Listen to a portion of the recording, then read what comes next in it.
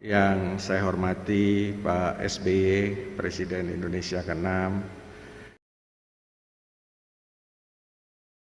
Kepada Pak SBY kami persilahkan.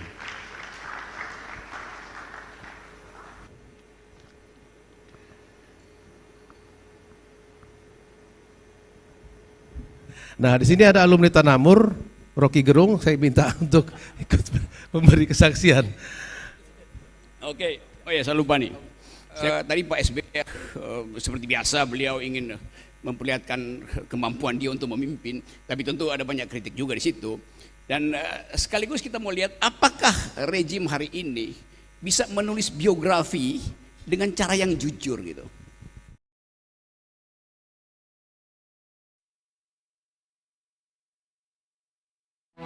Dari Auditorium Menara Bank Mega, kita akan saksikan bersama peluncuran biografi dan diskusi.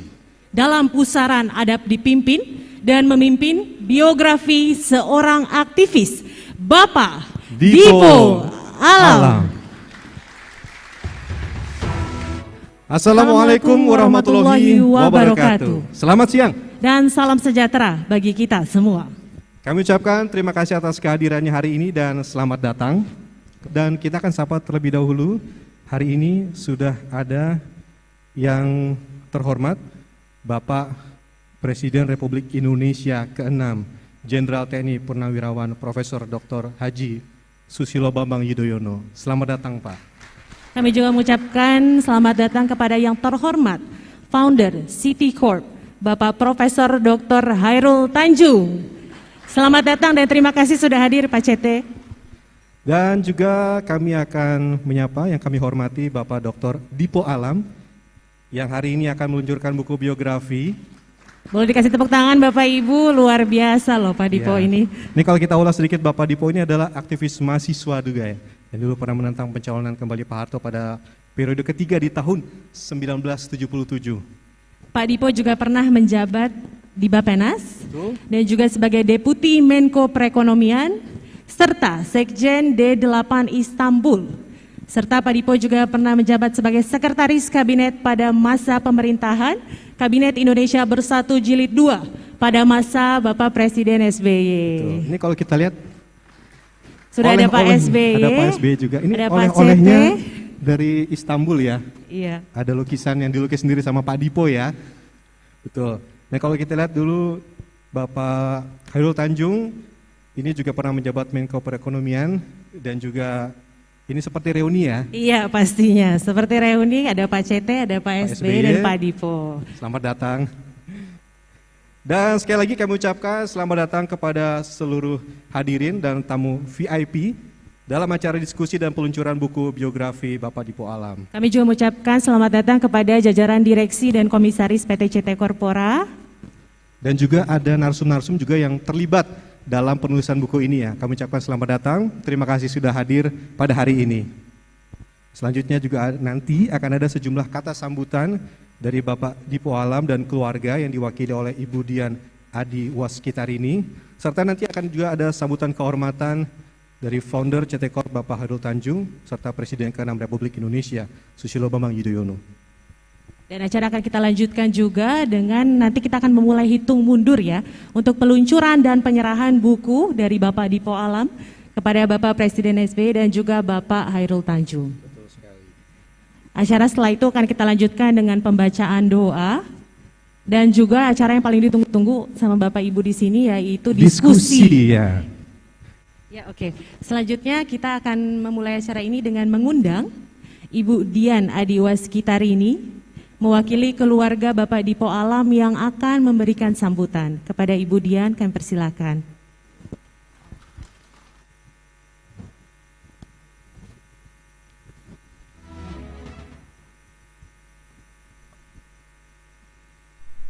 Bismillahirrahmanirrahim. Assalamualaikum warahmatullahi wabarakatuh. Yang terhormat Bapak Susilo Bambang Yudhoyono, yang terhormat Bapak Hairul Tanjung, serta para hadirin, keluarga, dan rekan-rekan yang saya hormati. Selamat siang dan salam sejahtera, baik yang berada di Ballroom Menara Bank Mega maupun yang hadir secara virtual pada siang hari ini. Izinkanlah saya memperkenalkan diri terlebih dahulu. Nama saya Dian Adiwaskitarini. Saya adalah putri pertama dari Bapak Dipo Alam dan almarhumah Ibu Nini Setiawati. Sebenarnya saya dua bersaudara. Saya adalah putri yang pertama dan ada adik saya perempuan, satu orang bernama Indrika Amalia. Saya di sini sebagai perwakilan dari keluarga besar Bapak Dipo Alam untuk memberikan sedikit kata sambutan pada acara hari ini. Pertama-tama mari kita panjatkan puji syukur pada Allah Subhanahu wa taala di mana pada hari ini Senin 31 Januari kita dapat berkumpul untuk menyaksikan peluncuran buku biografi Bapak Dipo Alam yang berjudul Dalam Pusaran Adab Dipimpin dan Memimpin, biografi seorang aktivis. Insya Allah kita semua di sini dalam kesehatan selalu dan juga atas izinnya acara ini dapat terselenggara dengan baik dan lancar hingga selesai. Amin. Saya atas nama keluarga mengucapkan terima kasih sebanyak-banyaknya kepada para undangan yang terhormat yang telah menyempatkan waktu untuk hadir di sini maupun secara virtual untuk menyaksikan acara launching buku ini. Juga terima kasih yang tidak terhingga untuk seluruh tim penyusun buku dan juga tim pendukung yang tidak bisa saya sebutkan satu persatu yang telah membantu dengan seluruh tenaga, waktu dan pikiran sehingga buku biografi ini dapat terselesaikan. Kami juga berterima kasih kepada semua rekan-rekan sejawat dan sahabat-sahabat Bapak Dipo yang telah bersedia memberikan pesan dan kesan, ide, pendapat, dan berbagai cerita sehingga buku Bapak dapat tersusun dengan baik dan terperinci. Peluncuran buku biografi Bapak Dipo ini kebetulan bertepatan dengan hari ulang tahun almarhumah ibu saya, Nini Setiawati, yang sudah terlebih dahulu meninggalkan kami pada bulan April 2020 lalu. Apabila ibu masih ada, beliau seharusnya berusia 69 tahun. Saya ingat dulu ketika ibu masih ada, beliau seperti time checker atau seperti manajer Bapak yang selalu mengingatkan, ayo Pak, selesaikan bukunya, jangan terlalu lama, jangan lupa submit tulisan. Dan alhamdulillah dengan terselenggarakannya acara pada hari ini itu seperti hadiah ulang tahun untuk beliau.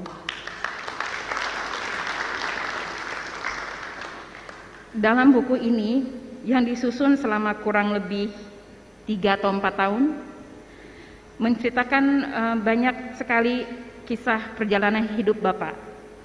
Ada cerita mengenai keluarga, teman-teman dan sahabat, guru dan dosen, pimpinan-pimpinan yang terhormat, anak buah atau rekan-rekan kerja Bapak.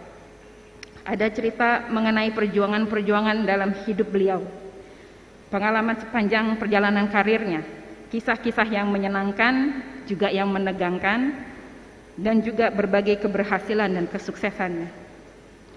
Dalam buku ini, pembaca dapat mengetahui perjalanan hidup dari seorang anak tukang peci, pengalaman seorang mantan aktivis mahasiswa, perjalanan karir mantan sekretaris Kabinet Republik Indonesia, perjalanan hidup seorang bapak dari 2 putri dan opa dari 4 cucu. Semoga pengalaman-pengalaman yang dituliskan oleh Bapak Dipo Alam dapat menjadi sumber informasi yang bermanfaat dan semoga dapat menjadi inspirasi bagi yang membacanya. Akhir kata, izinkanlah saya menyampaikan betapa bangganya saya atas semua pencapaian yang sudah Papa raih. Saya beruntung dapat menjadi salah satu saksi dari sebagian perjalanan hidup Papa. Dan yang paling penting, saya beruntung menjadi putri Anda.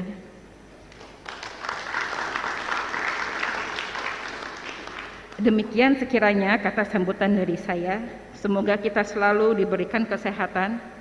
Mohon maaf bila ada kesalahan kata-kata atau kekurangan dalam kesambutan kami. Terima kasih. Wabillahi taufik wal hidayah. Wassalamualaikum warahmatullahi wabarakatuh. Waalaikumsalam. Assalamualaikum warahmatullahi wabarakatuh. Terima kasih kepada Ibu Dian Adi Waskitarini mewakili keluarga Bapak Dipo Alam. Terima kasih. Selanjutnya kami mengundang Bapak Dr. Dipo Alam untuk memberikan sedikit sambutan tentang buku biografi yang akan diluncurkan hari ini kepada Bapak Dipo. Kami persilahkan.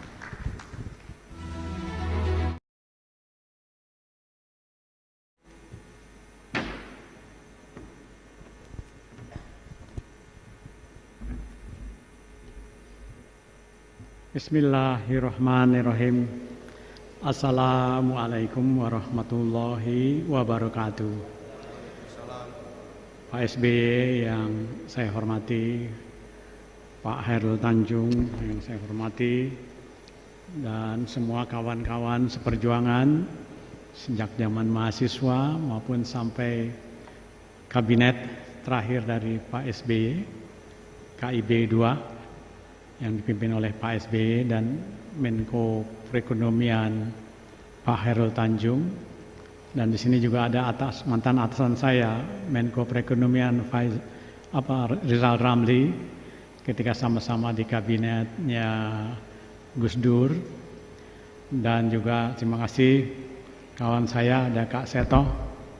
Ketika saya ketua Dewan Mahasiswa, beliau adalah Kepala Biro Kesejahteraan Mahasiswa dan tidak berubah sampai sekarang. Ya, jadi saya kira luar biasa perjuangannya, dan juga anak-anak saya Dian Adi Waskitarini dan tentunya Indrika Amalia, ya, dengan para suami dan cucu saya yang nonton juga mungkin. Jadi kenapa Indrika Amalia ini diberikan nama itu? Karena Pak Khairul, saya kalau Pak Khairul suka minta supaya saya jadi khotib sholat Jumat, saya jadi ngeri. Karena ketika Rika, istri saya hamil, ada cerita kenapa dia Indrika Amalia. Karena saya diminta oleh dua orang jenderal yang saya hormati sampai sekarang. Satu Susilo Sudarman, Menko Polkam, atau beliau suka disebut Menteri Perpelancongan untuk Turisme dan Telkom. Kemudian tentunya Pak SBY Susilo Bambang Yudhoyono, Presiden RI ke-6, atasan saya. Dan memang saya ngeri karena saya diminta jadi khotib Jumat Pak CT. Saya membawa surat Al-Insyirah itu Jumat. Senin istri saya sudah 8 bulan, saya bawa ke rumah sakit, diperiksa, katanya babynya mengandung ginjalnya ada kanker. Kita terkejut. Padahal dalam khotbah saya pertama kali, dan saya kira saya sudah nggak berani lagi karena saya dites oleh surat Al-Insyirah. Itu jangan menghujat Tuhan walaupun kita sesulit apapun, pasti ada Tuhan memberikan kemudahan bagi kita. Ternyata saya dites, dan ternyata akhirnya Rika bisa. Nanti di buku biografi saya tulis akhirnya tidak ada, bahkan dia dibawa ke rumah sakit yang terbaik dan the best doctor in town. Jadilah itulah Indrika itu bayi Indonesia Amerika dari surat Al-Insyirah. Jadi saya senang dengan anak-anak saya di sini, dan saya terima kasih sekali lagi atas kehadiran bapak-bapak dan ibu. Jadi memang ini adalah amanah beliau, karena saya kena stroke 3 kali. Pertama ketika saya sebagai Sekjen D8 di Istanbul. Kemudian stroke yang kedua saya adalah ketika berlibur rencananya dengan istri saya ke Australia, maksudnya ke New Zealand. Tapi tiba-tiba saya kena serangan stroke yang kedua. Tapi dokter memang mengatakan Anda ini agak sinting juga katanya. Karena saya ikut ini half marathon. So aksian karena Sydney lagi itu luar biasa. Jadi saya ikut. Nah, setelah itu saya kena stroke kedua. Yang kena stroke ketiga adalah yang di Rumah Sakit PON. Jadi saya alhamdulillah bersama-sama Ibu Menkes, semua saya tulis di dalam biografi atas permintaan Pak SBY harus selesai dan Rumah Sakit PON selesai dan saya menjadi pasien di rumah sakit tersebut. Ya. Jadi alhamdulillah Pak SBY rumah sakit itu 2 minggu sebelum Bapak selesai sebagai Menteri Kabinet itu akhirnya selesai. Dan istri saya lah yang mendorong saya supaya rajin membaca, menulis dan melukis. Dan itu memang membuat perimbangan dan mudah-mudahan juga Pak SBY perimbangan kita berpikir otak kiri dan otak kanan. Jadi itu saya pikir itu terapi saya sendiri. Jadi kalau biografi ini disebut terapi, yes, istri saya yang meminta. Dan ternyata betul, saya sampai sekarang masih bisa berdiri, dikasih umur oleh Tuhan. Dan saya bisa lebih berbakti dan melukis. Di beberapa lukisan saya nanti pun akan jadi buku berikutnya, insya Allah. Ketika mau lebaran nanti ada mengenai diplomasi publik dan batik dan lukisan. Memang saya juga mempersiapkan juga nanti suatu saat batik untuk Kaisar Akihito dan juga Permaisuri Michiko dengan batiknya. Sebelumnya juga saya berikan kepada Pangeran Ratu Elizabeth dan saya juga lukis dan saya bisa masuk istana Buckingham diundang minum teh karena diplomasi publik saya berjalan bahwa batik itu untuk perempuan dan beliau umur 90 tahun lagi ulang tahun akhirnya bersedia dan saya diundang untuk minum teh di istana Buckingham dan itu memang juga dasar dorongan dari beliau. Termasuk dia saya melukis ketika Nanggala tenggelam. Saya dan Pak Hairul mendapatkan juga bintang jasa Pak Hairul? Ya, Hiu Kencana. Jadi saya sudah sama-sama itu dengan KSAL dan juga banyak ceritanya. Lukisan itu saya juga bikin lukisan karena adanya penembakan di tempat yang saya dan istri menyenangi dan saya sendiri mencintai lukisan itu saya terus pelihara dan yang lain saya kira Pangeran Diponegoro dan ini juga ada cerita adalah banyak ceritanya di dalam lukisan-lukisan saya dan juga di batik yang saya kembangkan dan saya terima kasih pada Pak Profesor Ginanjar Kartasasmita senior saya yang juga memperkenankan saya untuk maju terus baik di Bappenas, di Menko Perekonomian dan beliau juga telah menulis testimoni yang sangat bagus dan juga teman saya Profesor Salim Said yang juga hadir di sini dan saya sekarang enjoy menjadi anggota tim Institut Peradaban. Jadi Pak Salim Said dan tentunya Laksamana Sucipto di sini ada KSAL, Bung Hariman dan kawan-kawan semua dan Profesor Amin Subandrio.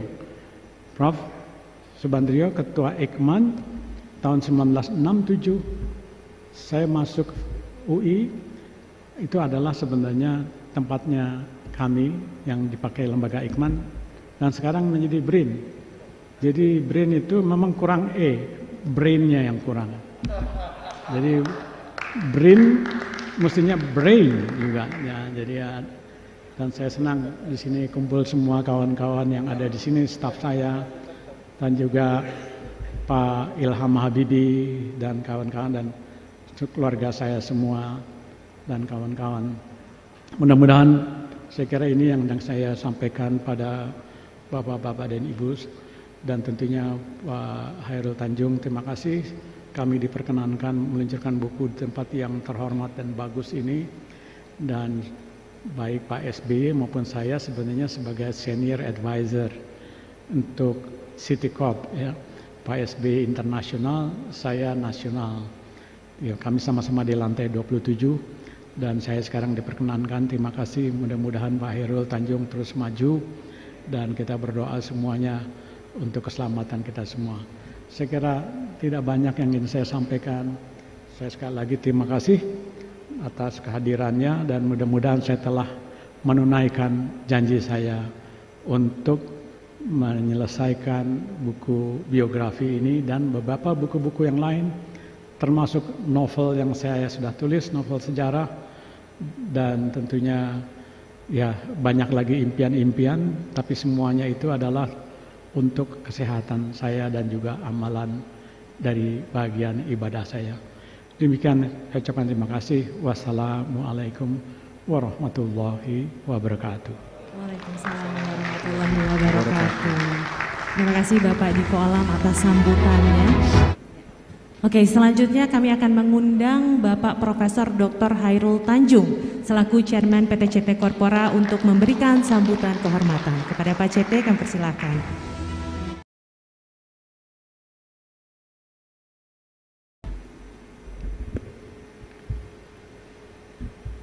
Bismillahirrahmanirrahim. Assalamualaikum warahmatullahi wabarakatuh.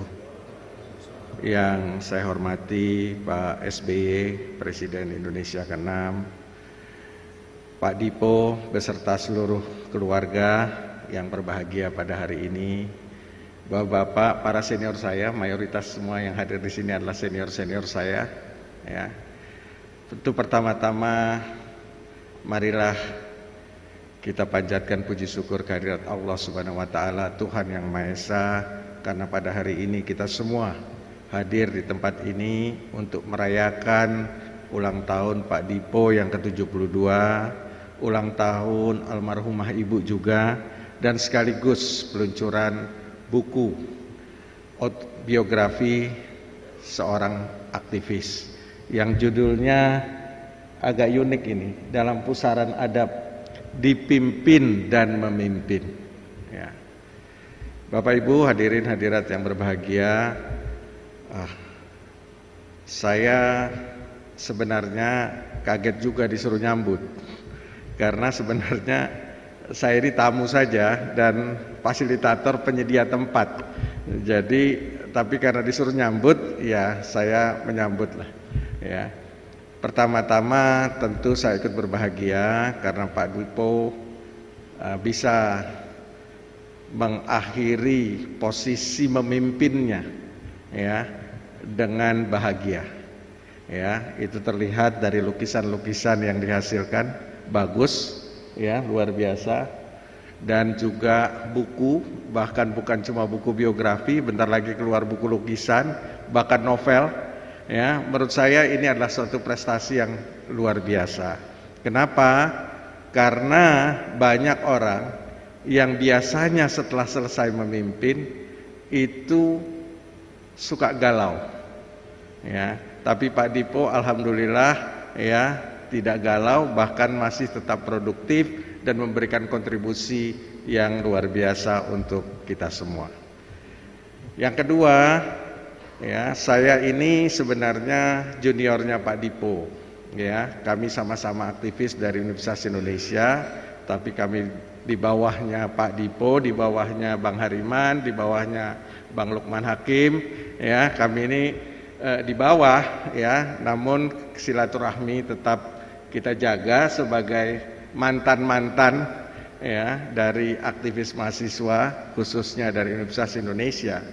Ya, jadi kami selalu menjaga silaturahmi itu, dan saya bekerja bersama Pak Dipo di bawah pimpinan Pak SBY, ya, pada zaman Pak SBY, khususnya pada periode keduanya.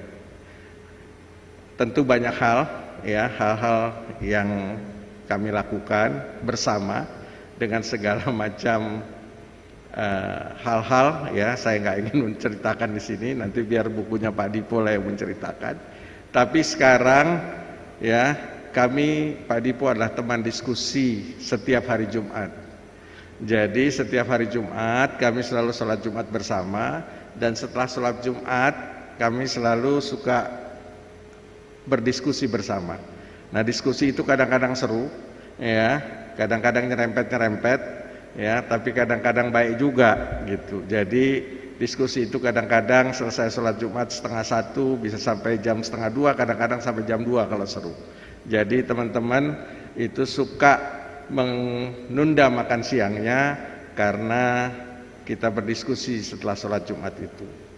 Nah, Bapak Ibu sekalian, memang seperti Pak Dipo katakan, setiap kali selesai sholat Jumat saya bilang, Pak Dipo kapan giliran jadi khotib gitu, ya, karena memang di tempat ini kita sholat Jumat itu secara bergantian menjadi khotib, ya. Pak Dipo belum kebagian, ya, kita tunggu waktunya, dan nggak usah khawatir Pak Dipo, karena sekarang pasti nggak akan ada hamil lagi yang lain, ya, gitu, ya. Jadi nggak usah khawatir. Jadi saya berharap nanti pada saatnya kita bisa melihat Pak Dipo bertransformasi dari aktivis bisa menjadi ulama, ya. Itu saja yang ingin saya sampaikan. Sekali lagi terima kasih atas kehadiran di tempat ini, dan sekali lagi selamat untuk Pak Dipo dan keluarga. Mudah-mudahan buku ini memberikan pencerahan bagi kita semua. Terima kasih. Wabillahi taufiq wal hidayah. Wassalamualaikum warahmatullahi wabarakatuh. Waalaikumsalam warahmatullahi wabarakatuh. Terima kasih Pak CT untuk sambutan kehormatannya. Ini tadi yang kita notes, semakin berumur, semakin produktif, dan semakin berguna bagi sesama. Terima kasih Pak CT untuk kata sambutannya. Selanjutnya kami juga mengundang yang kami hormati Presiden Republik Indonesia ke-6, Bapak Jenderal TNI Purnawirawan Profesor Dr. Haji Susilo Bambang Yudhoyono untuk memberikan sambutan kehormatan selanjutnya. Kepada Pak SBY kami persilahkan.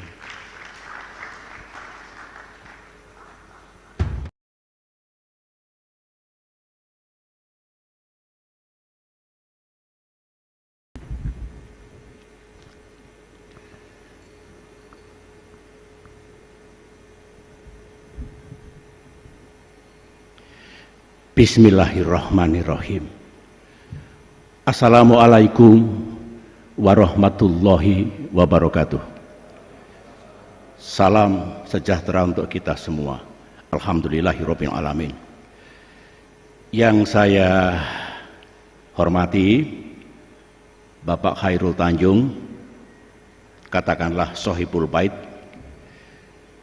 Bung Dipo Alam, Sohibul Hajat, Bapak Ibu hadirin sekalian yang saya muliakan, baik yang hadir di ballroom ini maupun yang mengikuti acara ini secara virtual. Pak Dipo, sebenarnya tahun-tahun terakhir ini saya tidak pernah kecuali hari ini menghadiri forum politik.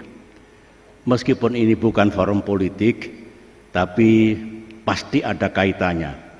Karena memoir Pak Dipo Alam hampir pasti banyak muatan politik di dalamnya.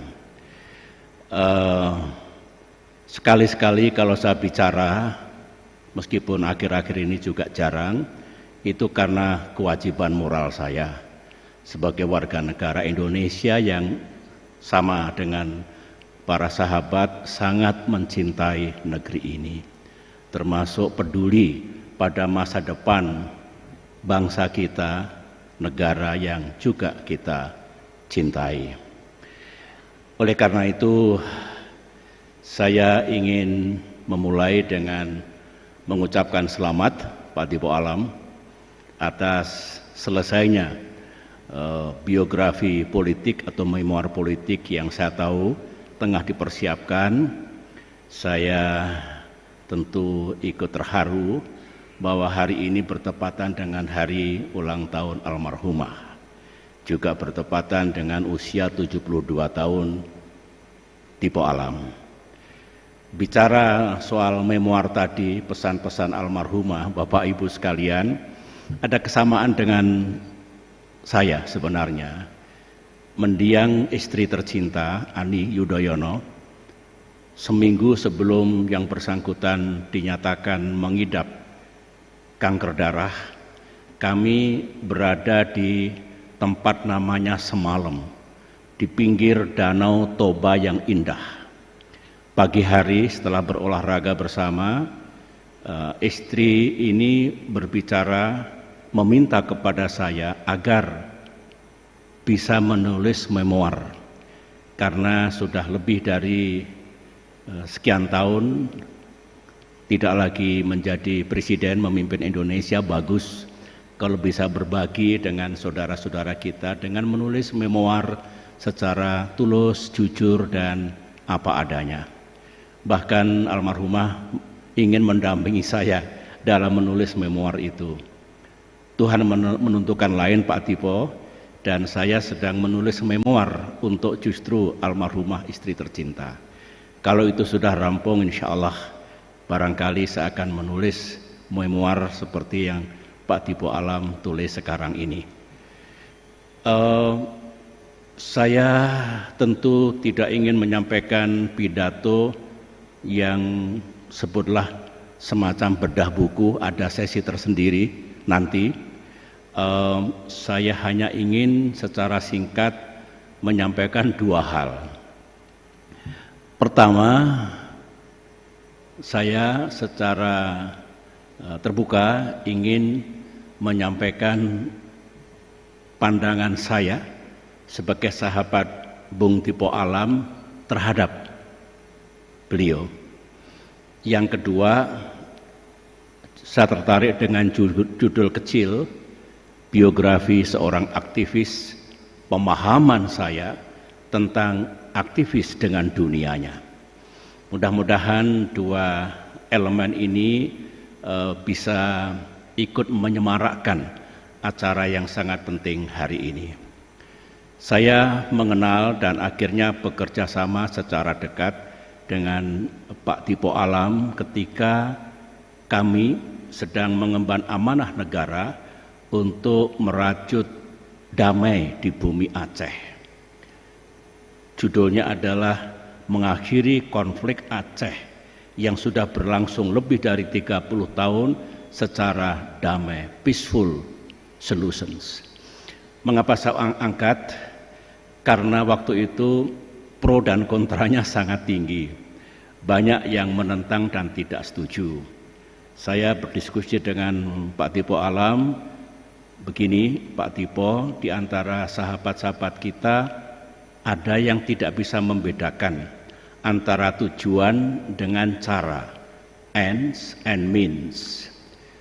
Operasi militer yang dijalankan waktu itu, yang tidak setuju dengan proses politik, itu hanya salah satu cara, bukan tujuan in itself.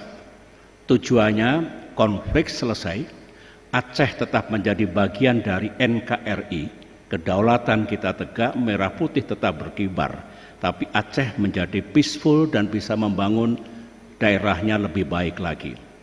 Itulah dulu saklop. Oleh karena itu saya kira masih ingat kita keliling berbagai negara untuk mendapatkan dukungan internasional to be understood properly.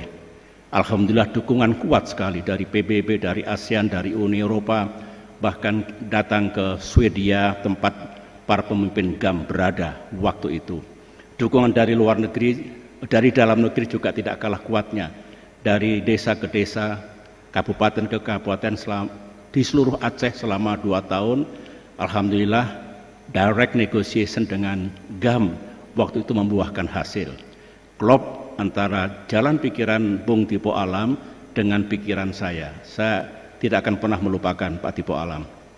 Yang kedua, setelah saya amanati beliau untuk menjadi Sekjen D8, kerjasama ekonomi internasional.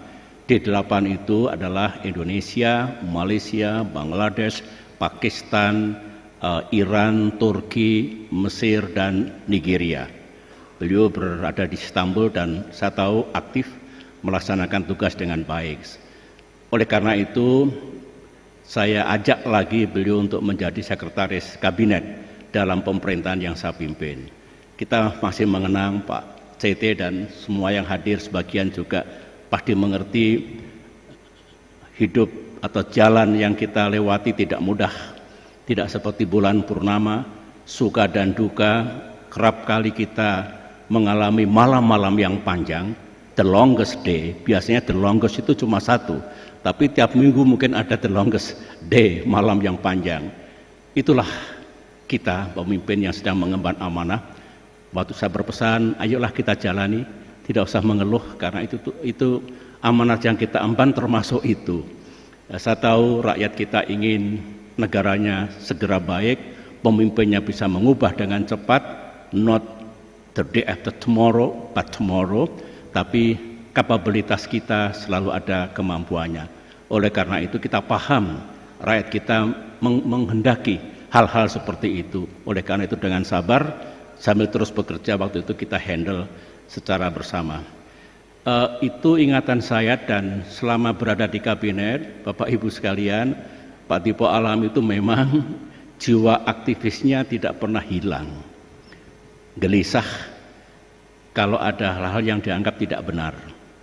Kritis tapi berisi, kritis bertanggung jawab. Kepada saya juga kritis, meskipun biasanya empat mata, menyampaikan hal-hal yang mungkin tidak enak didengar, tapi itu bermanfaat supaya saya tidak keliru dalam mengambil keputusan dan menetapkan kebijakan.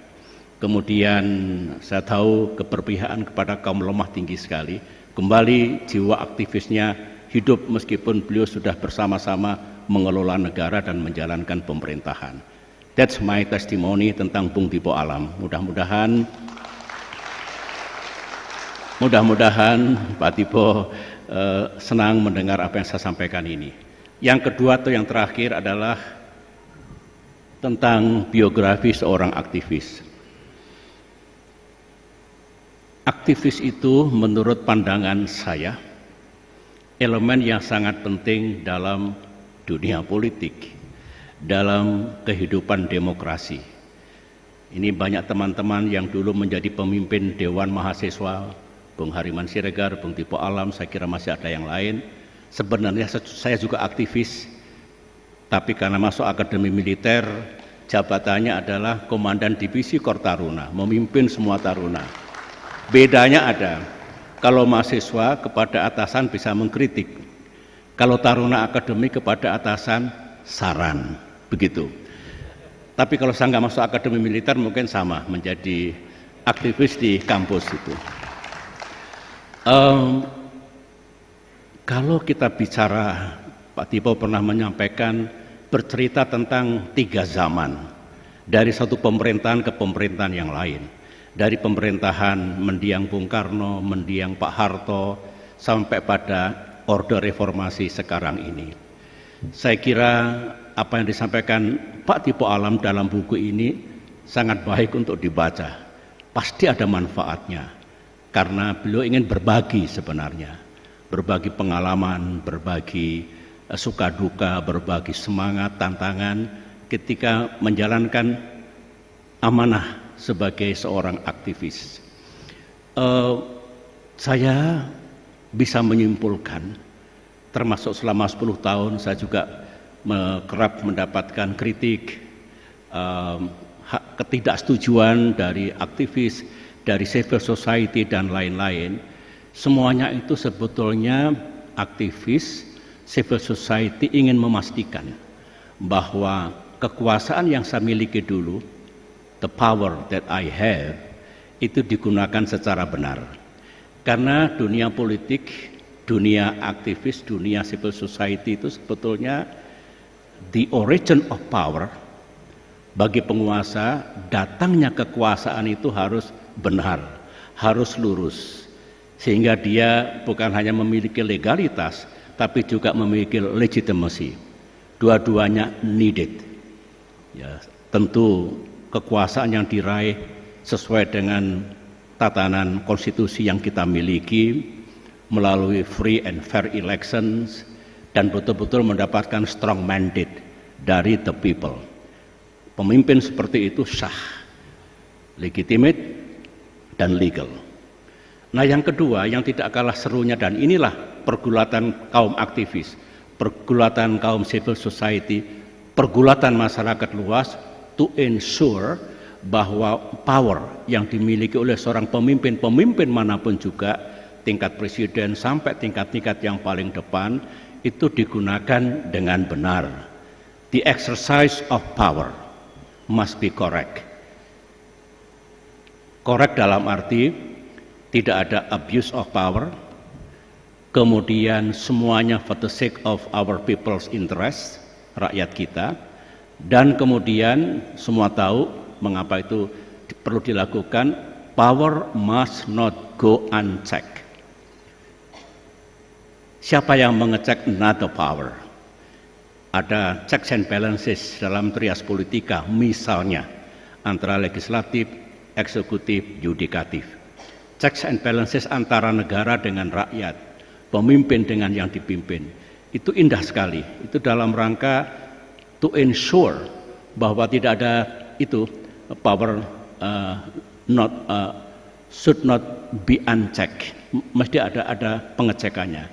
Dalam kaitan itu memang akan sangat dinamis, beragam, dan beruntunglah dengan kontrol dari rakyat, kontrol dari aktivis, kontrol dari civil society, karena biasanya pemimpin tidak akan salah jalan, tidak akan mengambil keputusan yang sangat bertentangan dengan kehendak rakyat dan kebijakan yang juga tidak sesuai dengan aspirasi rakyat. Pasangan dari the exercise of power adalah the use of freedom. Not only power that can corrupt, freedom too can corrupt. Absolute power tends to corrupt absolutely. Absolute liberty too can corrupt. Oleh karena itu, the principles of balance menjadi sangat penting. Itulah pergulatan dunia politik, demokrasi, kaum aktivis. Oleh karena itu, kita sebagai young nation, young democracy, yang dari hari ke hari harus terus menyempurnakan demokrasi kita, sebagusnya tidak pernah lelah untuk belajar, dan insya Allah masa depan kita, demokrasi kita akan makin baik, sehingga prinsip dari, oleh, dan untuk rakyat itu dapat dipenuhi. Itulah pandangan saya tentang dunia politik dan peran serta jasa kaum aktivis yang kita harus berikan apresiasi kepada mereka semua. Terima kasih sekali lagi. Selamat Bung Tipo Alam. Mudah-mudahan terus menulis, tetaplah menjaga jiwa aktivisnya, kritis, bertanggung jawab, berguna bagi sesama, dan juga tentunya membawa kedamaian di hati Pak Tipo Alam. Terima kasih. Assalamualaikum warahmatullahi wabarakatuh. Waalaikumsalam warahmatullahi wabarakatuh. Terima kasih Pak SBY. Kepada Pak SBY kami persilakan untuk tetap berada di panggung karena kita akan segera memulai peluncuran buku, dan kami juga mengundang Bapak Dipo dan Bapak Hairul Tanjung untuk naik ke atas panggung. Baik, panitia bisa segera dimunculkan angkanya karena kita akan segera memulai peluncuran buku biografi. Cara peluncuran biografi sekaligus pemberian buku dari Bapak Dipo kepada Bapak SBY, boleh silakan diabadikan terlebih dahulu. Dan selanjutnya dari Bapak Dipo kepada Bapak Hairul Tanjung. Terima kasih. Baik. Bisa diabadikan terlebih dahulu mungkin. Ya, boleh dikasih tepuk tangan yang meriah Bapak dan Ibu.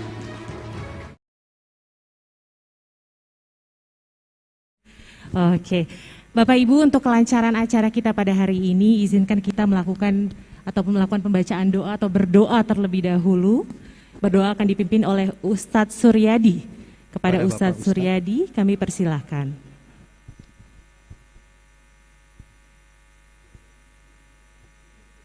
Assalamualaikum warahmatullahi wabarakatuh. Bapak Ibu sekalian, marilah sama-sama kita berdoa, kita bermunajat kepada Allah Subhanahu wa taala, dan mudah-mudahan sebagaimana firman Allah, ud'uni astajib lakum, berdoalah kamu niscaya pasti akan aku kabulkan. Mudah-mudahan doa kita dikabulkan oleh Allah Subhanahu wa taala. Bismillahirrahmanirrahim. Alhamdulillahi rabbil alamin, hamdan yuwafi ni'amahu wa yukafi'u mazidah. Ya Rabbana lakal hamdu kama yanbaghi li jalali wajhika wa azimi sultanik.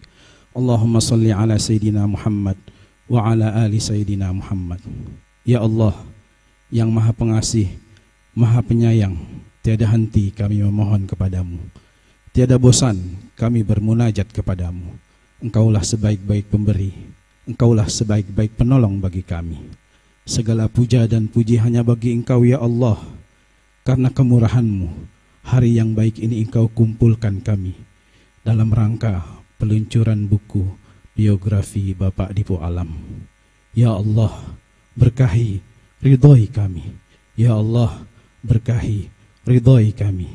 Ya Allah, berikanlah buku yang diluncurkan ini menjadi manfaat untuk umat, untuk nusa dan bangsa, untuk generasi-generasi muda yang akan memimpin kami.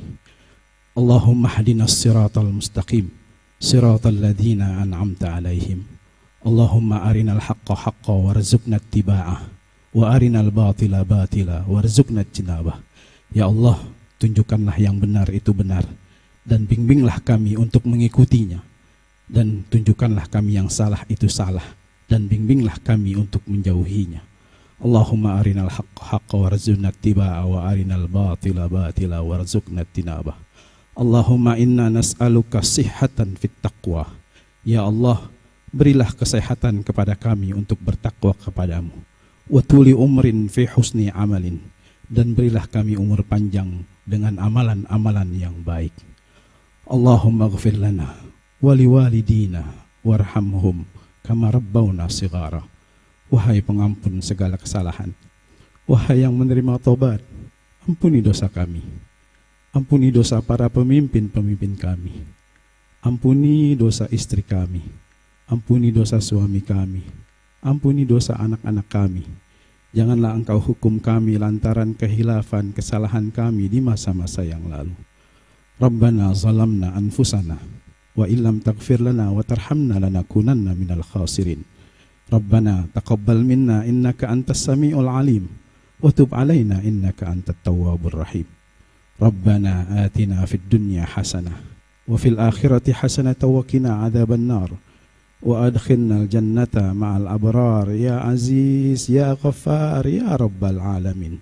Bi fadli subhana rabbika rabbil izzati amma yasifun wa salamun alal mursalin walhamdulillahi rabbil alamin. Wassalamualaikum warahmatullahi wabarakatuh. Waalaikumsalam warahmatullahi wabarakatuh. Terima kasih Pak Ustadz Suryadi untuk pembacaan doanya. Ya, mungkin sekarang kita akan menuju ke acara yang paling ditunggu-tunggu ya Mas ya. Ya, yaitu adalah diskusi peluncuran biografi Dipo Alam dalam pusaran adab dipimpin dan memimpin biografi seorang artis. Ya, jadi tadi kita sudah baca doa, insya Allah lancar sampai selesai acaranya. Amin. Mungkin sebelum acara kita serahkan ke moderator, kami persilakan. Nah, nanti kita akan ulik lagi tentang sosok dari Pak Dipo, dan kita nanti akan mengundang para sejumlah kerabat-kerabat ya dari Pak Dipo. Tapi sebelumnya saya mengucapkan selamat dulu ya untuk Pak Dipo atas peluncuran bukunya. Wah. Ya, ini musuh kita kali ini adalah ngantuk karena makan sop kaki dudung tadi. Itu dahsyat betul sop kaki dudung. Betul. Bang Rizal Ramli, sehat Bang? Selamat datang Bang Rizal, terima kasih ya udah bergabung di sini dan udah Bang berpartisipasi ya dalam pembuatan bukunya tentunya. Oke, kita sapa juga para pemantik diskusi kita hari ini. Para pemantik tidak sampai membakar ya, memantik saja, jangan membakar. Jadi di tengah-tengah kita ada sejumlah nama yang kalau orang tidak lihat konteks acaranya, orang pikir ini lagi rapat Dewan Mahasiswa tahun 70-an, 80-an. Karena isi aktivis semua ya. Ya, dan sekaligus juga mungkin rapat oposisi gitu. Saya kira tidak, kita ini mau meluncurkan buku kuning gitu ya. Karena dulu Pak Dipo ditahan di kampus Kuning, bener ya? Terus Jakun ya Pak? iya, terus ini warna kuning ini sebenarnya kita mendekat dikit ya ke Oke. Pak Dipo. Warna kuning ini kayaknya warna teknokrat. Jadi dari UI tentu ITB juga ikut ya. Dari UI dibawa ke Golkar gitu dan akhirnya memimpin Republik selama sekian lama dengan kesan yang teknokratik. Saya Oke. kira itu yang menjadi ciri dari Pak Dipo. Iya. Kelihatan halus gitu ya, melukis. Gak mungkin orang yang kasar-kasar melukis pelan-pelan halus, tapi yang dikeluarkan dari kehalusan itu justru langsung meminta Pak Harto jangan maju lagi, kami punya calon Ali Sadikin. Waktu itu saya kira hanya orang berani sekali dan orang gila yang berani mengatakan itu. Salah satunya adalah Pak Dipo ya. Betul. Tapi saya boleh bertanya nggak sih Pak Dipo? Ini kan bukunya tebal sekali ya. Iya. Nih boleh Tunjukkan 1000 halaman. 1000 halaman. Ini isinya tentang apa aja sih Pak Dipo? Ya. Minta bantuan mikrofon ada? Mikrofon tambahan? Wireless mikrofon? Oke. Untuk Ya. panitia, oke. Sedikit tentang teknis buku. Sedikit ini Pak di-share Pak ke kita semua. Untung tidak sampai 1000 halaman. Berapa jadi 798 apa ya? Atau 900? 978. 978 halaman. Ya coba bayangin aja Pak Harto itu 32 tahun berkuasa. Justru saya lagi aktif-aktifnya pada waktu itu. Jadi memang saya dengan Rizal Ramli, beliau di DM ITB, ya. Jadi saya kira barangkali kalau sampai panjang apa boleh buat, saya mohon maaf juga memang. Tapi sebenarnya itu adalah untuk mengolah otak kiri sama otak kanan saya sambil melukis, baca, nulis, dan insya Allah juga Pak Rizal Ramli, ya mantan atasan saya juga dan teman juga. Dipanggil pagi-pagi jam 5 sama Gus Dur kita lagi itu. Tiba-tiba beliau jadi kepala Bulog, kemudian Menko Perekonomian, saya menjadi Asmenko-nya. Dan dibelain terus. Padahal saya udah dicopot sama si Quick, untung saya dicopot Pak. Kalau nggak saya, nanti saya bisa terkena KKSK, saya masuk lagi saya ke jadi dipanggil-panggilin sama KPK dan sebagainya. Isinya juga stress relief ya Pak. Mungkin isinya curhatan juga begitu ya Pak. Iva, kayaknya Ya. kita segera mulai Oke. agar yang saling bercerita potret-potret bisa sedikit punya perhatian. Saya ingin mengundang pemantik kita adalah orang yang masih muda sampai sekarang, tetap gampang sekali mencari perhatian karena kata-katanya tajam, diucapkan dengan sangat percaya diri dan cukup keras. Ya, ini juga The akan membakar legend, semangat kita ya sambil Bapak Ibu bersantai, sambil menikmati makan siang, tapi kita juga sambil Saya undang the ngobrol-ngobrol. legend Dr. Hariman Siregar. Ya. Bang Hariman ini adalah Ketua Dewan Mahasiswa yang digantikan oleh Pak Dipo, mungkin mengikuti juga berbagai macam sepak terjang Dipo dan cerita waktu di UI juga bisa, terserah. Bang Hariman kalau berbicara pasti kita dengarkan.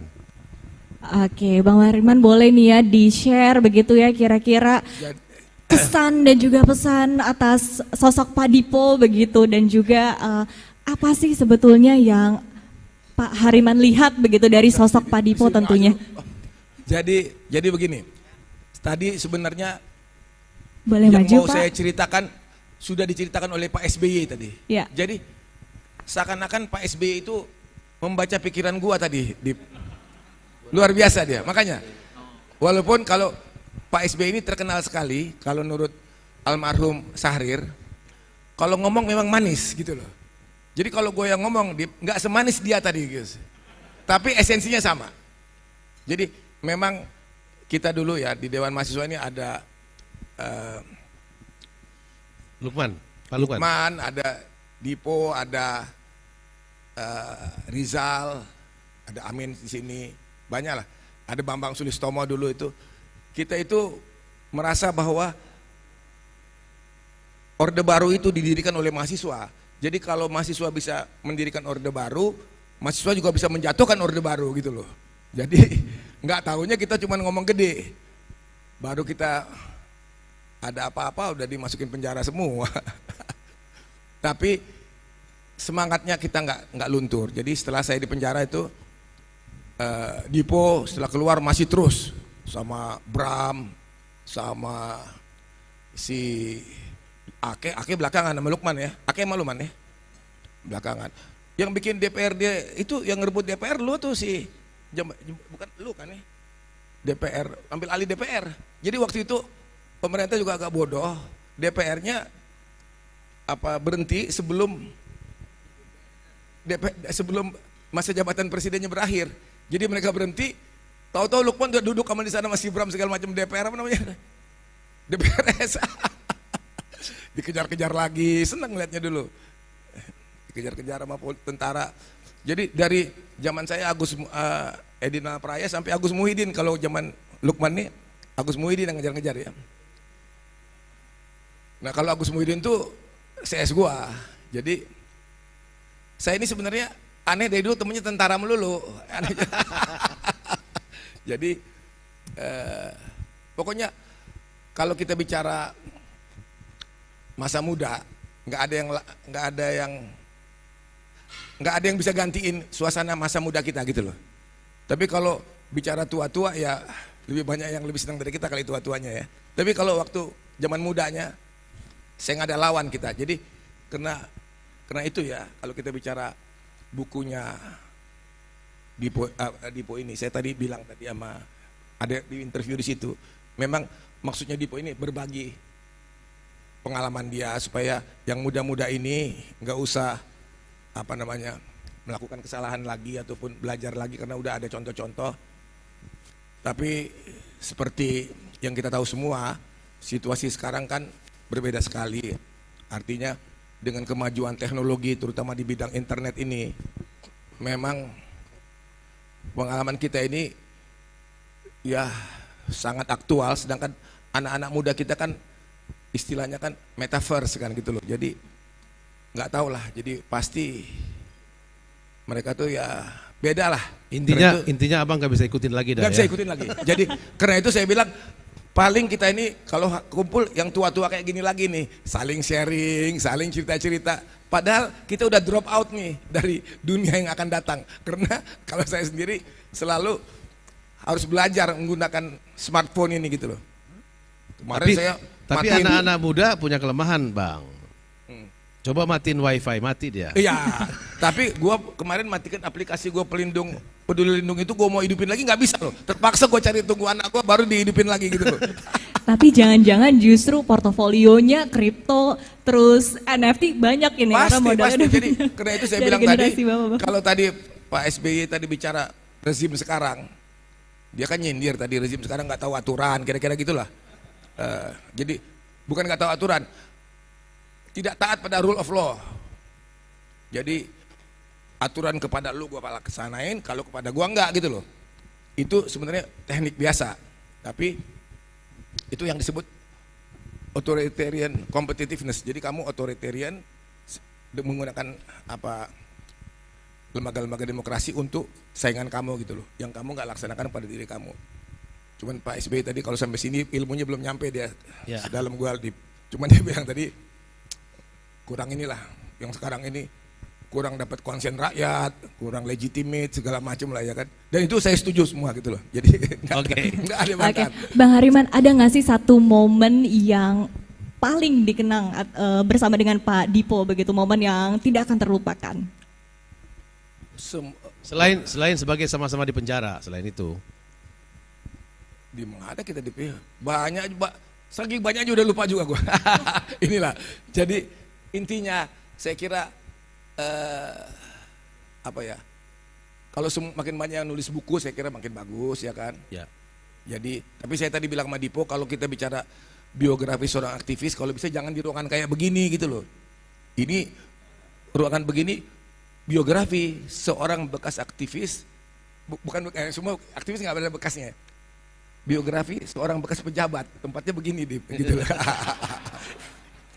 Karena kalau aktivis kita di warung-warung aja, tapi suasananya lebih meriah dari ini gitu loh, joget-joget, minum wine segala macam ya, segala macam lah, sedikit mabok-mabokan itulah. Kalau itu aja dari saya tambahan. Baik, terima kasih. Terima kasih Bang Hariman Siregar. sudah memberikan kesan-kesan ya untuk Pak Dipo. Oke, berikutnya kita ke siapa lagi nih ya pemantik diskusi kita hari ini? Harus sebelum, nanti kayak UI semua dong. Saya kan harus ke ITB dulu, nanti protes ITB-nya. Bang Rizal Ramli. Oke. Tenang, kita atur-atur di ITB ada nih. IPB. Oh siap. Siap. Senior. Dipo lebih tenang dari Luman. Itu pasti. Kalau Hariman ngegas terus, Dipo tahu kapan waktunya ngegas. Nah, Dipo betul-betul berani dan ngerti ada kekosongan DPR yang baru belum dilantik, yang udah selesai kan kosong tuh. Dia ambil alih DPR-nya, coba gila nggak? Oh Lukman yang itu ya, Lukman sama lain-lain di laut. Tapi berani. Yang kedua, cool dalam banyak hal. Tadi SBY nyindir dikit. SBY ini kan sopan banget, nggak pernah nyebut nama. Operasi militer di Aceh, ada kawan-kawan kita yang tidak setuju. Gue pikir dia nunjuk gue tadi, tapi nggak berani juga kan. Saya nggak setuju waktu itu. Ingat gak di sidang kabinet, pecah kan? Sebagian yang setuju operasi militer, kita nggak setuju, tapi akhirnya dicapai kompromi. Tidak cukup hanya operasi militer, harus juga ada operasi ekonomi supaya merangkul, membuat senang rakyat Aceh ada kemajuan yang konkret. Itulah saya minta Dipo, waktu itu deputi kami, untuk khusus wakilin dimensi ekonomi dalam operasi di Aceh. Ya, dan Dipo lakukan dengan sangat efektif bersama-sama SBY dan yang membedakan aktivis dengan aktivis kaleng-kalengan, aktivis kalengan baru diangkat jadi komisaris saja udah lupa diri. Ya kan? Udah nggak berani menyatakan kebenaran di dalam. Kalau di luar tentu ada etikanya, nggak bolehlah di luar. Tapi kalau betul-betul jiwanya aktivis, di dalam harus tetap berani menyatakan kebenaran. Caranya bisa di sidang kabinet, bisa tadi SBY katakan Dipo ketemu dia dua mata. Nah semua pemimpin di Indonesia, dua mata boleh ngomong apa aja. Begitu ada orang yang ketiga, dia nggak terima. Dibawanya bisa jatuh, apalagi ada 4-5 orang. Nah Dipo ngerti hal-hal yang kritis, yang dia nggak setuju sama SBY, dia ngomong berdua. Itu buat Indonesia cara yang paling elegan. Tapi bukan kayak aktivis-aktivis kaleng-kalengan hari ini. Jadi komisaris kerjanya jadi penjilat yang kerasa, yang benar aja ditutupin. Syukur belakangan ada aktivis 98 garis lurus yang mendukung Ubaid, ya kan? Bagus itu. Ternyata dari 98 masih ada yang garis lurus, yang nggak neko-neko, seperti Ubaid, memiliki moral authority, memiliki intellectual authority, memiliki historical authority. Karena perjuangan utama tahun 98 adalah anti KKN. Dan hari ini putar ulang lagi KKN gate-gate ini. Nah, Dipo orangnya cool, tenang, organizer. Enaknya kalau aktivis yang udah pernah jadi bos, biasa organize orang, biasa hadapin konflik dan konfrontasi, bisa cari resolusi damai.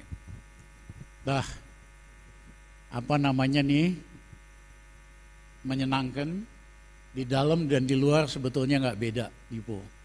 Ada orang yang di luarnya galak banget, buas banget, begitu di dalam kembek gitu loh. Dipo sama sekali berbeda. Ya, dia juga balance kanan sama kirinya. Saya bangga punya teman Dipo. Waktu dia jadi Deputi Menko Perekonomian, yang minta Dipo dipecat tuh banyak banget, Dip. Aku nggak cerita semua aja. Yang lobby sama saya, lobby sama Gus Dur, macem-macem dah, ya kan? Kita ketawa-ketawa aja, kita dengerin, tapi kita nggak laksanakan, karena I know you are very responsible and good official and citizen. Terima kasih. Terima kasih Bang Rizal. Terima kasih. Wah, semakin seru ya, dan tadi masih kerasa gitu ya aura-auranya Pak Rizal sebagai aktivis. Tadi masih terlihat ya Pak ya. Semangatnya luar biasa loh. Oke. Kali ini kamu sebagai wartawan ekonomi pasti mengarah-arah ke ekonom ya. Oke, ini udah terlihat ya, pandangan mata saya tertuju dengan siapa. Iya. Oke. Kepada Prof Didik. Pak Didik kami Rahmini. persilahkan Prof. Tanggapan-tanggapan dan kesannya nih terhadap sosok Baik, Assalamualaikum Pak warahmatullahi Dipo. wabarakatuh ya. Saya tidak sempat bersama-sama dengan Pak Dipo ya. Waktu beliau berkiprah sebagai aktivis di Jakarta, saya masih SMA ya. Tapi sudah waktu itu sudah tahu AC. AC sudah tahu ya. Tapi dari buku ya, 1000 halaman itu. Jadi ini saya sebut Dipo Alam dalam 1000 halaman buku, karena jumlah halamannya 97 halaman ya. Pak Rizal belum tentu bisa nulis 1000 halaman kayak gitu, termasuk Pak Lukman nggak mungkin bisa. Nah, dari 1000 halaman itu yang berhubungan dengan saya adalah seminar Angkatan Darat yang kedua ya. Jadi Pak Dipo Alam baru pulang waktu itu ya, dan saya rajin menulis buku, menulis di Kompas. Beliau mengajak saya ya sebagai anggota saya nggak tahu waktu itu anggota pengarah atau apa gitu ya. Pokoknya Pak Dipo menempatkan saya seperti sekretaris gitu. Sampai sekarang sekretaris juga. Sudah jadi profesor, sudah kita anggota parlemen. Jadi ini pun kita bantu ya. Dan menurut saya seperti Pak Hariman tadi, Bang Hariman tadi sebutkan, dalam pandangan saya dari kampung ya, dari Madura, anak-anak UI dan cabang-cabangnya itu, IPB kan cabang pertanian, ITB cabang teknik ya, itu pemersatu. Karena apa? Hariman Siregar dari Sumatera, Dipo Alam dari Jawa, itu berkumpul. Dan itu adalah nggak mungkin orang-orang yang hebat-hebat itu kumpul di kampus-kampus hebat menjadi pemecah bangsa, nggak mungkin ya. Jadi kalau ada gagasan di media segala macam, oh itu pemecah belah bangsa, itu kan pinggiran, tidak usah dijadikan isu besar ya, yang seperti itu ya. Nah jadi dalam pandangan saya catatan terhadap buku ini, semua pemimpin itu penulis, kecuali Pak Harto ya. Jadi Bung Karno, Syahrir, Bung Hatta, ya, SBY, Gus Dur penulis ya, Rizal Ramli, ya, Sri Mulyani, Dipo Alam penulis. Ya. Jadi 1000 halaman buku ini tepatnya 978 itu menurut saya bisa jadi referensi ya, soal Habibie, soal di seminar Angkatan Darat itu kita baru mengenal SDM itu kata-kata yang masih asing ya Pak Dipo. Iptek itu kata-kata yang masih asing ya. Nah itu diperkenalkan dengan cara itu sehingga seperti itu ya. Yang lain adalah Pak Dipo adalah alumni HMI, saya alumni HMI ya. Jadi dalam satu kesempatan kadang-kadang tidak ketemu tapi hadir di dalam kegiatan-kegiatan itu ya. Yang lain-lain ya, yang perlu menurut saya, catatan ini adalah saksi ya, langsung dari pelaku ya. Kalau kandidat doktor itu kan masih bertanya ya. Kalau Pak Dipo ini menceritakan dirinya sendiri ya, tentang bagaimana Ijmi lahir ya, kemudian perebutan ya, menguasai pembelian alutsista ya, pejabat-pejabat tinggi yang sebenarnya konflik tapi tidak kelihatan ya. Itu menurut saya buku ini ya bisa merupakan referensi awal dari orang yang mau menyelesaikan disertasi doktor ya, dan bisa digali lebih jauh ya. Assalamualaikum warahmatullahi wabarakatuh. Salam. Terima kasih Prof. Terima Didik. kasih Prof. Didik. Nah berikutnya itu dia tadi kesan-kesannya. Jadi kayaknya kalau zaman dulu nggak ada ya Pak ya gengsi-gengsi antara universitas gitu ya Pak ya, semuanya bersatu gitu ya. Ya padahal dulu komunikasi tidak pakai WA, tidak pakai BlackBerry gitu. Mereka terus mungkin naik bis, naik apa gitu, ketemu aja hati mereka ya, bisa ya. Iya betul, sama-sama berjuang begitu betul, ya, satu mungkin karena tujuan. Karena pikiran sama hatinya cocok gitu. Betul. Oke, nah kita beralih ke pemantik diskusi berikutnya. Ini juga sosok kerabat dekat dari Pak Dipo tentunya. Kita panggil aja Pak Lukman Hakim. Ini tadi yang disebut-sebut Pak Rizal dan Pak Hariman menduduki DPR. Silahkan Pak Lukman dengan... Kayaknya orang yang gak galak ya kok bisa duduk di DPR ya. Silakan Pak dengan kesan-kesannya untuk Pak Dipo. Di depan boleh, di sini boleh, Bang. Ya, sekarang beliau bekas kepala LIPI, mantan, sekarang BRIN kayaknya ya, BRIN. Ya.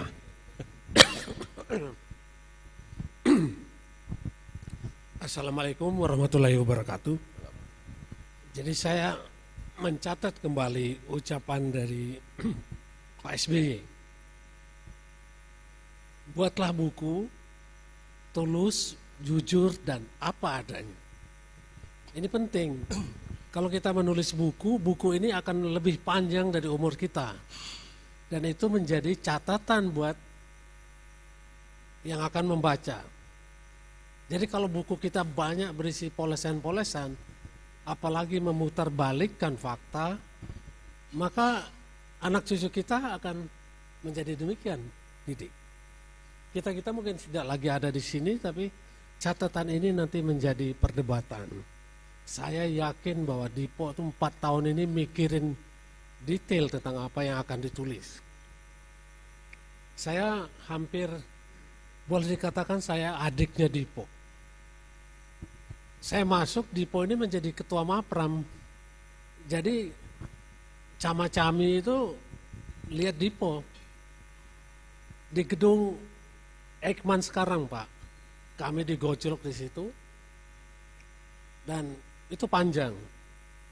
Tapi kemudian Dipo menjadi senat. Lalu saya kebetulan juga menjadi senat mahasiswa sudah itu. Dipo menjadi dewan. Saya adalah orang kedua dari MIPA yang menjadi ketua dewan mahasiswa. Yang tadinya itu fakultas Hariman semua itu. Fakultas kedokteran, tapi ini bisa dari fakultas kecil. Tapi banyak sekali apa-apa yang saya secara tidak langsung tuh meniti seperti Dipo. Kita berhadapan dengan Daud Yusuf. Dipo berhadapan dengan Sarif Tayyip.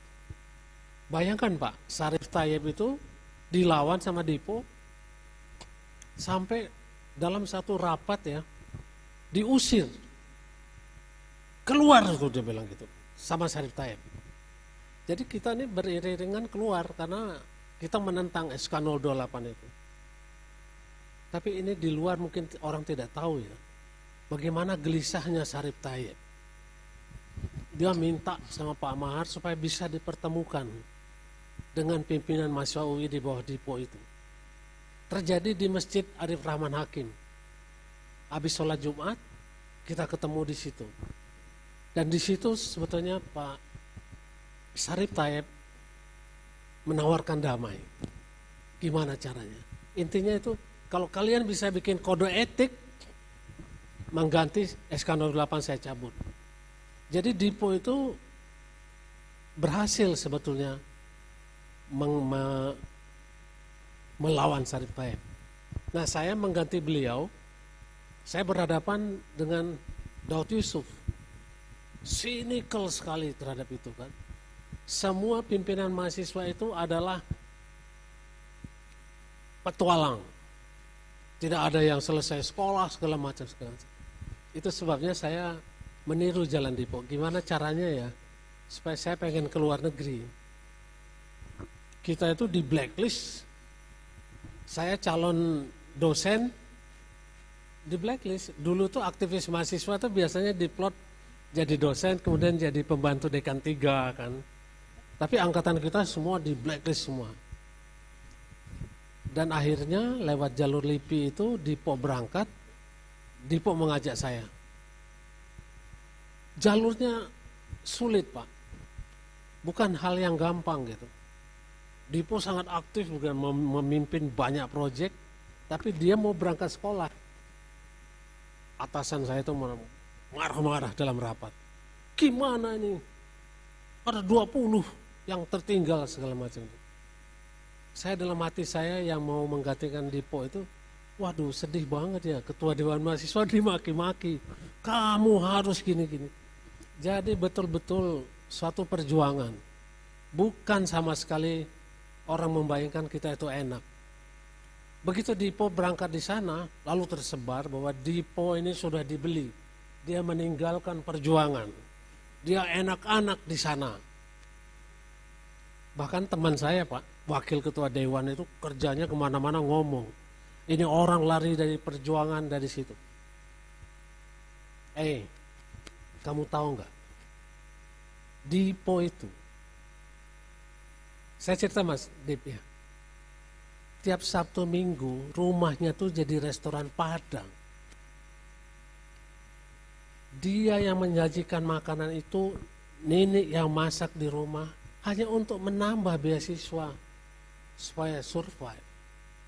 Jadi sama sekali diputar balik di sini bahwa dia sudah dibeli bisa dapat apa begitu, padahal berjuang setengah mati untuk dapat itu. Macam-macam kerjanya untuk dapat. Jadi sesuatu yang perjuangan itu mulai dari bawah, dan saya mengalami kesulitan kita. Itulah ya. Banyak sekali kalau ditanya apa yang paling berkesan sama dia. Hampir banyak ya.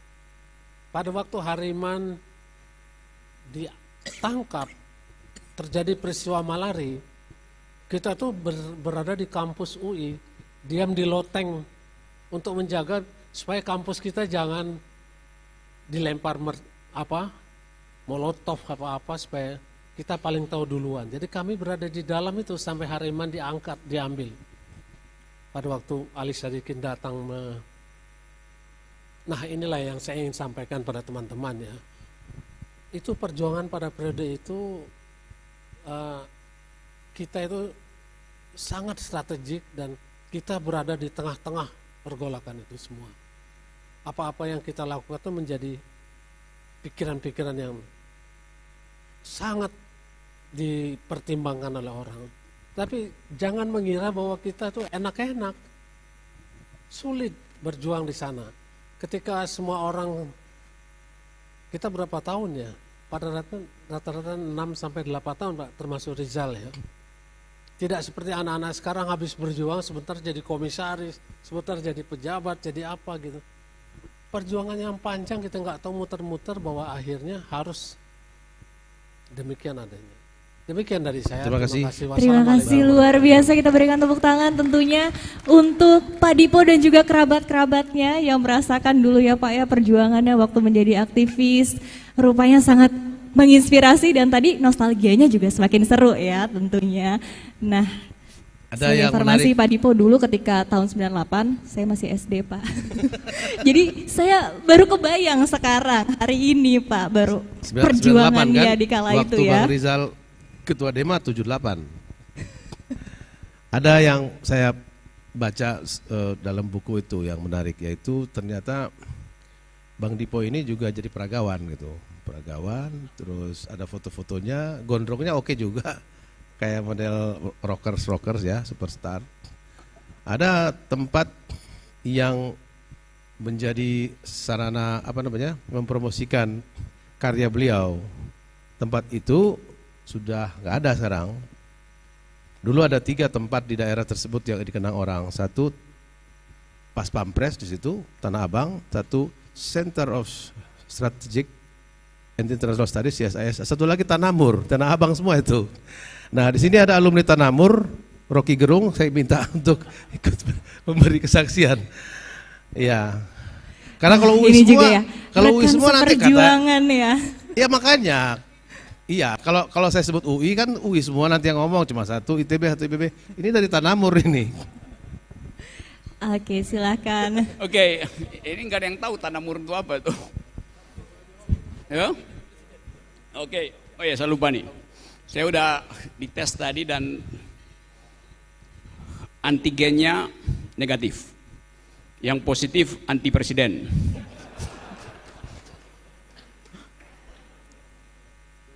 Iya, kamu. Ini kita sampai mundur loh Pak. Kamu 98 Tanamur udah masih ada sedikit situ. Tanah Mur itu diskotik dan pub paling gila di Jakarta dari tahun 70-an itu sampai awal 2000-an itu. Tanah Mur itu singkatan dari Tanah Abang Timur, dekat Pas Pampres tuh. Itu ya tempat nongkrong anak-anak Jakarta di situ. Dan ya karena saya tinggal di Jalan Haji Agus Salim dekat Sarina, Menteng, jadi sering main ke Tanah Mur itu. Saya masuk UI itu 79, ketika itu ketua dewannya adalah Lukman Hakim tuh. Dan nama Dipo Alam itu masih terseret sebagai sugesti untuk demonstrasi itu. Saya ikut demo itu mungkin urusan NKK-BKK 79-80 yang kita demo di Hariman tuh, kita demo di Hariman jauh di atas saya tuh. Tapi nama Hariman juga itu seolah-olah stempel abadi untuk perjuangan mahasiswa tuh, Hariman Siregar tuh. Demo di Kuningan, dari DPR jalan ke Kuningan itu mahasiswa Jogja segala macam itu. Iya. Terus di Uber pakai helikopter, itu helikopter polisi baru tuh. Terus dia nyamber satu tower di Kuningan itu, jatuh. Jadi kita senang tuh, bisa menjatuhkan helikopter baru polisi itu. Itu enaknya di situ tuh. Tapi Dipo Alam, saya tahu riwayatnya panjang dan satu waktu saya kasih kuliah di program S2 Fakultas Ekonomi, Magister Manajemen. Lalu saya lihat ada Dipo Alam duduk di bangku mahasiswa tuh. Jadi bagi saya Dipo itu tidak pernah lepas untuk memantau mereka yang kritis. Nah, pada waktu itu saya kasih kuliah logika di Fakultas Ekonomi itu, dan Dipo mengajukan satu pertanyaan yang membuat saya menyimpangkan kuliah itu jadi kuliah politik akhirnya tuh. Itu yang terjadi sebetulnya. Tapi saya tahu bahwa betul tadi Rizal Ramli itu memang istilah biografi seorang aktivis itu agak bisa kita terangkan kenapa dipilih itu. Karena aktivis itu dia selalu ongoing, in the making. Jadi nggak ada biografi seorang aktivis. Biografi artinya final. Biografi seorang presiden bisa, karena itu final. Biografi seorang koruptor bisa final karena keputusan hakim masuk penjara tuh, walaupun hidupnya masih berlanjut di penjara tuh. Tapi kita ingin agar supaya ada satu kesempatan bagi generasi baru untuk membaca naluri berjuang pada Hariman Siregar, Rizal Ramli, Dipo Alam, Lukman Hakim, ada Bambang Sulistomo yang terus menerus ngintip peluang untuk menghasilkan perubahan. Jadi setiap kali, ini bukan peluncuran buku sebetulnya, peluncuran ide perubahan tuh. Jadi itu lebih penting sebetulnya kita ingat. Dan hari-hari ini sangat signifikan kita bicara tentang ide perubahan, karena kita ingin mempercepat perubahan sebetulnya. Kalau kita lihat sebetulnya tadi Pak SBY seperti biasa beliau ingin memperlihatkan kemampuan dia untuk memimpin, tapi tentu ada banyak kritik juga di situ. Dan sekaligus kita mau lihat apakah rejim hari ini bisa menulis biografi dengan cara yang jujur gitu. Rejim yang memanipulasi dirinya pun dia nggak bisa itu. Jadi bagaimana bisa nulis biografi yang jujur tuh? Orang yang jujur dia akan hadapi pertanyaan-pertanyaan kritis dari pembaca tuh. Nah, yang ditulis oleh Dipo itu ada data di situ dan di dalamnya ada perspektif. Jadi kalau kita tempatkan Dipo di dalam garis politik Indonesia, dia menyeberangkan ide perjuangan dari 65 numpang pada Hariman 74, lalu pindah ke 78 ada Rizal Ramli, lalu dilanjutkan sekarang oleh tadi disebut Ubaidillah tuh. Nah, saya mengikuti garis itu karena waktu saya lulus saya nggak pernah berpolitik selain diskusi kecil-kecil, lalu diskusi jadi dosen di Universitas Indonesia ngajarin hal yang absurd, filosofi itu. Tapi kemudian terlibat lagi karena ada problem dengan seolah-olah kita merasa ada yang nggak benar nih rejim ini. Antara tipu menipu dan kedunguan itu kita nggak bisa bedain lagi itu. Jadi sebetulnya poin itu yang hendak kita simpan sebagai memori kolektif bangsa ini, bahwa pernah di dalam sejarah kita punya pemikir-pemikir tajam dari kampus yang basisnya adalah perjuangan, demonstrasi itu. Yang sekarang nggak ada lagi itu. Ada angkatan 98, tapi ada juga angkutan 98 tuh. Aktivis-aktivis yang diangkut-angkut untuk jadi buzzer, itu namanya angkutan 98 tuh. Itu bahayanya kalau pengetahuan tidak didisiplinkan sehingga mudah tergoda oleh hal-hal yang material tuh. Jadi ada yang konsisten pada Dipo,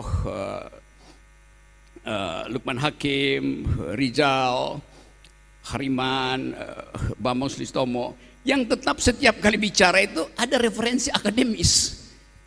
Jadi Hariman walaupun dokter dia baca aja ilmu sosial tuh, dia ngerti ekonomi, walaupun kadang-kadang ngaco analisisnya kan. Tapi poinnya adalah dia tahu apa yang disebut justice, keadilan sosial. Nah, Dipo datang dari tradisi, kalau Dipo dia bukan kaleng-kaleng. Dipo dan Lukman MIPA ya, kimia. Dipo kimia itu. Dipo ini golongan di dalam tabel periodik, dia golongan logam itu, sebelah kiri namanya kan.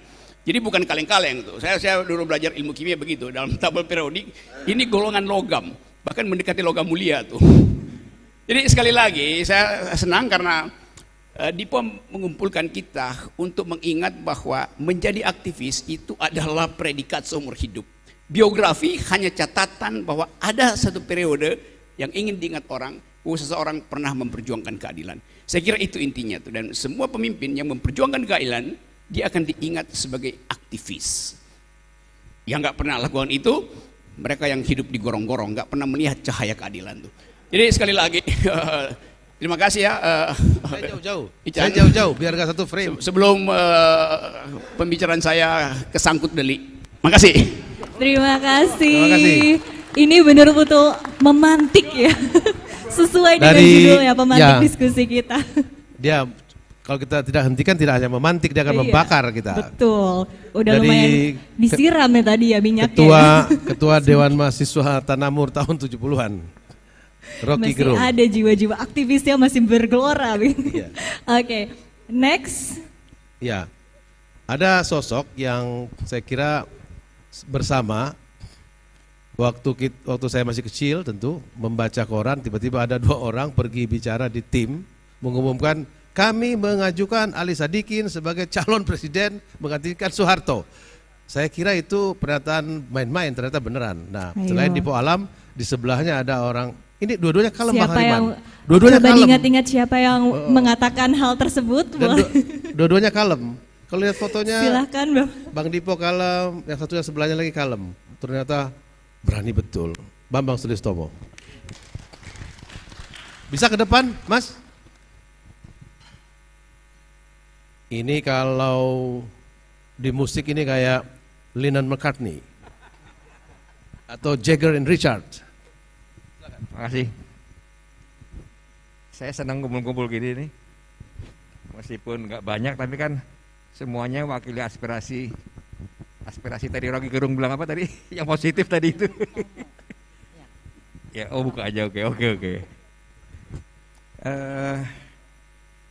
Begini, Dipo Alam ini saya kenal dulu itu tukang produksi kaos. Peragawan. Ya, terus punya macam-macam usaha lah. Dia wira swasta Dipo ini. Tapi pada saat dia ngajak saya untuk mencalonkan Ali Sadikin, karena waktu itu kita udah berbagai macam kegiatan, Dipo bilang, yuk kita resmiin aja jadi calon presiden. Saya kan kepikir pada saat itu kan demokrasi kita ya, kasih tau ya, demokrasi kita tuh sama kayak sekarang, sama nggak beda, prosedural dan seremonial sama. Jadi demokrasi sampai sekarang ini nggak beda kok, prosedural dan seremonial artinya butuh duit, prosedural butuh duit, seremonial butuh duit. Nah dulu itu setelah itu saya bilang gini, Dipo oke lah kita buat calonkan Ali. Karena apa? Karena kita butuh demokrasi yang benar, demokrasi yang bisa menampilkan harapan rakyat. Ali Sadikin harapan rakyat loh. Waktu itu Ali Sadikin itu prestasinya, bayangin kita anak-anak, saya masih mahasiswa ya, zaman Ali Sadikin itu tiap ulang tahun Jakarta itu ada bebas jalan di Tamrin. Ya, malam muda-mudi. Di Tamrin saya sama mahasiswi, terus mahasiswa muda-muda itu ya. Saya gandeng-gandengan, seneng-seneng gitu. Hariman nggak mau gitu-gituan deh ini. Ya, kita jalan di Tamrin nyanyi-nyanyi, dengerin band dan sebagainya. Dan Ali Sadikin sangat populer dengan berbagai macam caranya. Nah, kita ingin Ali Sadikin jadi pemimpin, tapi kan nggak bisa. Padahal waktu itu Ali Sadikin tinggal berapa bulan lagi jadi ketua PON, ya, nggak dikasih tuh. Padahal apa salahnya ditambah waktu berapa bulan jadi ketua PON kan? Ali Sadikin nggak dikasih. Begitu represifnya saat itu. Nah, terus saya pikir kita mencoba menggerakkan masyarakat untuk menggalang demokrasi. Karena daripada seremonial dan prosedural kita coba. Nah, ini yang membuat kita yakin bahwa Ali Sadikin bisa menggerakkan. Tentunya gerakan itu kan tidak didukung oleh partai politik. Sekarang lebih berat. Sekarang ada presidensial threshold ya. Ya, yang sekarang diperjuangkan kan 0% ya. Rizal Ramli ini harus berjuang keras nih. Kalau nggak 0% saya khawatir tetap prosedural dan seremonial. Tetap seperti itu. Nah, inilah kita berjuang itu bukan untuk apa-apa, untuk menegakkan nilai-nilai demokrasi. Sebab apa? Tanpa demokrasi, ya, yang tetap seperti sekarang ini, jangan heran kalau demokrasi itu diatur dengan uang. Karena prosedural dan seremonial, ya uang semuanya. Jadi nggak usah heran kalau sekarang ini kita baca di beberapa media perdagangan minyak goreng ya, kemudian sawit, kemudian subsidi subsidi pupuk ya, subsidi pupuk itu diatur semuanya dengan apa? Dengan uang. Uang yang ngatur demokrasi kita. Jadi uanglah yang ngatur siapa yang bisa jadi gubernur, bisa jadi bupati, bisa jadi menteri dan bisa merubah semua aturan. Nah, ini nggak benar. Masa anda yang nggak punya uang nggak bisa ngomong, nggak bisa diakui keberadaannya, nggak benar. Jadi kita harus bersama-sama mengembalikan demokrasi yang benar, yang bukan prosedural dan seremonial. Terima kasih. Terima kasih, Mas. Terima kasih. Ya, Iva, silakan. Itu dia, semakin seru tentunya ya. Oke, tadi dari UI udah, dari ITB juga udah, dari IPB juga udah. Nextnya ada yang dari Unpad ya. Jadi dulu menjabat sebagai Ketua Dewan Mahasiswa Unpad, kepada Pak Laude kami persilakan.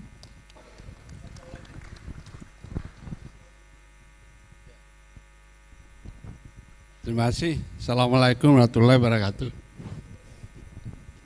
Ya, Bung Dipo, saya kenal Dipo ini pertama kali saya dikunjungi ke Pajajaran ketika ingin menjadi Ketua Senat Mahasiswa MIPA, kalau nggak salah ya. Karena waktu itu saya sudah selesai senatnya. Sama-sama dari MIPA, saya jurusan kimia, masih ingat ya? Pertama kali. Jadi satu step lebih senior, umur pun saya lebih 1 tahun beda. Saya 73, Dipo 72. Nah, dalam perkembangannya kemudian dalam aktivitas kemahasiswaan, Hariman masuk Bandung. Masih ingat kan? Saya bilang nggak bisa masuk Bandung kalau nggak lewat Pajajaran dulu. Dia datang dari Sarwoko, masih ingat kan? Sarwoko kan dari kimia juga gitu ya. Nah, itulah perjalanan itu memang terjalin aktivitas itu Bandung, Jakarta itu hotline dari dulu. Nah, salah satu penyebabnya itu antara lain hampir semua Menteri Pak Harto itu kalau dia curhat datang ke Bandung, betul nggak Rizal Ramli? Kita dikumpulin kan sebagai Dewan Mahasiswa, selalu kita dikumpulin, diberi cerita. Kemudian pada waktu kita turun kita sudah tahu ini kelemahannya, jadi hebat betul waktu itu. Sehingga kemudian apa yang kita sampaikan itu masuk koran gitu. Karena memang kita tahu, jadi ada juga bocoran dari dalam. Itu yang kita alami.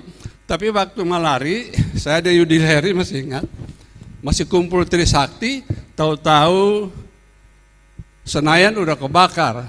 Kita nggak paham itu. Kita masih di mana? Di Trisakti, tapi Senayan terbakar. Apa yang terjadi? Nah, kita kemudian menghadap Bang Ali pada waktu itu, kemudian saya ke rumahnya Panas, baru diceritakan, begitulah politik katanya. Supaya kalian tidak bisa lagi terus, maka harus ada yang kebakar. Baru kalian dituduh, oh begitu ya politik ini. Disitulah kesadaran yang kita lakukan, tetapi kemudian sebagai mahasiswa kita menganggap itu challenge, bukannya lari. Kita kembangkan saja, tapi hanya memang ada sebagian ditangkap, ada yang enggak. Saya termasuk yang tidak ditangkap, tapi 6 bulan saya hidupnya dari rumah ke rumah. Salah satu yang menyelamatkan saya itu adalah senior dari Pajajaran, namanya Bagirmanan. Dialah yang mengajarkan saya ke rumah-rumah, karena saya dikejar-kejar Faisal Tanjung. Kemudian Garnisun pada waktu itu untuk ditangkapin. Mereka tahu namanya, tapi dia tidak lihat, dia tidak kenal orangnya. Karena saya jalannya di lorong dia biasa-biasa aja, tidak terlalu gegap gempita di dalam hal ini.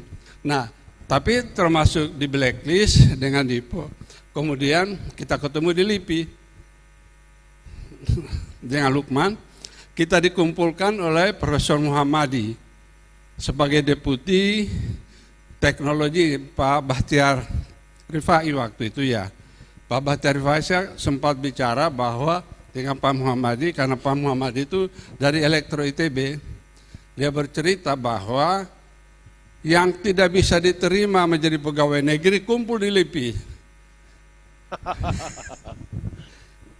Dan Pak Bahtiar Rifai kemudian yang melindungi kita, tetapi informasinya dari Pak Muhammadi. Maka ada trio waktu itu ya, Dipo yang paling senior, baru saya masuk, baru belakangan Lukman masuk. Ketiga-tiga kami keluar bahwa ini kalau kita tidak keluar negeri ini, nasib tidak berubah, belum tentu bangsa ini berubah juga. Lebih baik kita sekolah dulu, tentara masih kuat.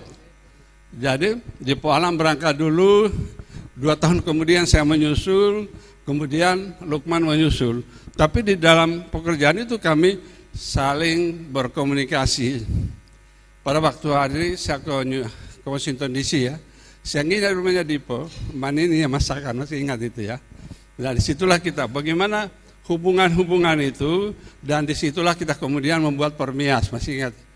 Persatuan Mahasiswa Indonesia di Amerika, kemudian karena saya lama di Amerika, saya bawa ke Midwest, ke Amerika bagian tengah, dan akhirnya kemudian disitulah kita kembangkan. Dan kita semua ada seminar masa depan Indonesia di tangan alumni dari Amerika. Waktu itu ngomongnya begitu karena kita semua sekolah di sana. Tapi tidak terjadi juga, Pak Harto terus saja jalan, kemudian ya sudah, seperti itulah kehidupan ini. Terima kasih. Terima kasih. Dipo, terima kasih dan bukunya. Assalamualaikum warahmatullahi wabarakatuh. Waalaikumsalam. Terima kasih, Terima kasih Bang Pak Laude. Laude. Ya. Wah, berlanjut nostalgianya, silakan Ya, Pak. habis ini silakan nostalgia, ngobrol-ngobrol. Betul. Kita harus menutup acara. Iya, itu dia tadi ya, sesi diskusi lebih ke memberikan kesan-kesan ya, untuk Pak Dipo begitu ya. Dan sekaligus tadi sekali lagi nostalgia perjuangan. Yang terakhir kita justru mengundang, jangan pergi dulu.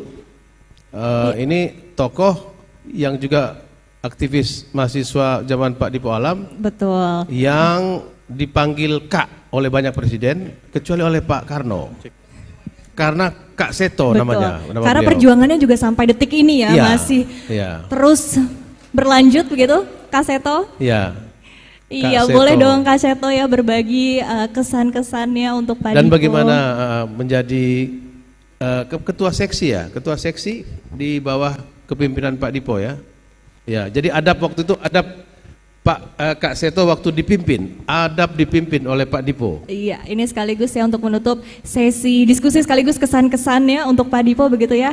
Terakhir akan disampaikan oleh Kak Seto, silakan Kak Seto. Baik, terima kasih. Mohon maaf sekarang jadi bukan Kak tapi Kek Seto sekarang.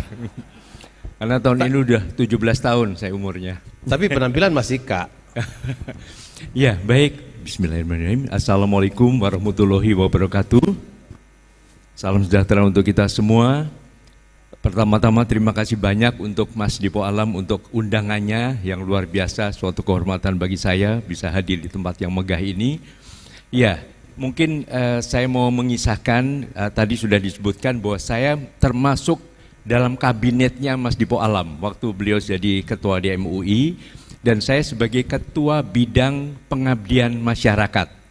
Karena pada waktu itu saya sudah aktif mengajak mahasiswa untuk berbagai kegiatan sosial. Jadi ke YPAC, membantu berbagai panti asuhan, mengasuh anak-anak, bahkan sebelumnya tanggal 1 Agustus tahun 75 saya mendirikan Kompak UI, yaitu kelompok mahasiswa pecinta anak. Jadi saya ajak bahwa jangan lupa generasi masa depan, karena saya waktu itu ingat Bung Karno mengatakan bangsa yang besar adalah bangsa yang menghargai pahlawan-pahlawannya. Jangan lupa masa lalu. Nah, saya mengingatkan jangan lupa masa depan. Siapa yang menjadi ketua Dewan Mahasiswa masa depan, siapa yang menjadi pemimpin, presiden dan sebagainya, ya anak-anak masa kini. Jadi bagaimana anak-anak diberi suatu suasana yang sejuk, yang ramah anak, yang memungkinkan mereka berkembang, tumbuh dan berkembang menjadi manusia unggul di masa depan. Nah, akhirnya banyak kegiatan, waktu itu juga mengadakan pesta anak-anak sedunia, waktu itu dengan melibatkan berbagai sekolah-sekolah asing, kemudian putra-putri duta besar dan sebagainya. Kemudian pada waktu periode berikutnya Mas Lukman Hakim, saya didudukan sebagai ketua sekretaris bidang ekstern. Jadi mengkoordinasi seksi-seksi kegiatan-kegiatan ke dalam dari mahasiswa. Nah, pada waktu persiapan sidang umum MPR waktu itu, kemudian banyak mahasiswa yang ditangkap, yang dibawa ke kampus Kuning, termasuk Mas Lukman dan beberapa yang lain. Saya waktu itu menduduki peringkat tertinggi sebagai sekretaris bidang ekstern. Akhirnya oleh para ketua senat, saya didaulat untuk menggantikan sementara Mas Lukman Hakim. Tapi karena waktu itu sudah ada peraturan, kalau tidak salah Pak Daud Yusuf dengan membubarkan Dewan Mahasiswa, akhirnya kita ganti sementara sebagai istilahnya keluarga mahasiswa UI.